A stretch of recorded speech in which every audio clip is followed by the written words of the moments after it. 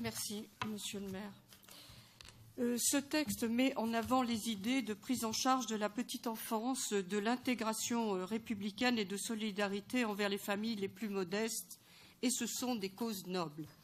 Malgré cela, une question philosophique nous oppose. En effet, votre socialisation par l'émancipation dès le plus jeune âge révèle bien vos prétentions, résoudre par l'école les carences familiales.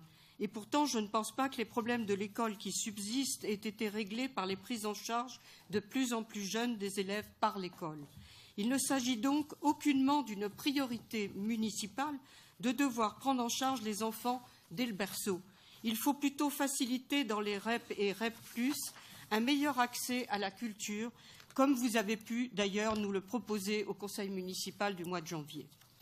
Contrairement à vous, nous pensons que l'éducation est l'affaire des parents et que la tâche de l'école est celle de l'instruction et de l'enseignement des fondamentaux. Créer des classes de très petites sections ne réglera pas les problèmes de l'éducation nationale, elle-même mise à mal par les réformes de la gauche que vous avez contribué à faire élire.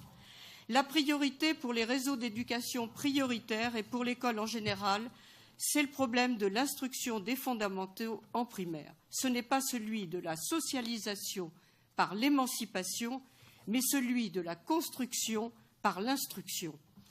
Vous nous proposez une réforme municipale qui consistera à ajouter de la complication administrative et encourager les TPS qui nous détournent du vrai problème scolaire actuel. Nous préférerions que vous engagiez un véritable programme.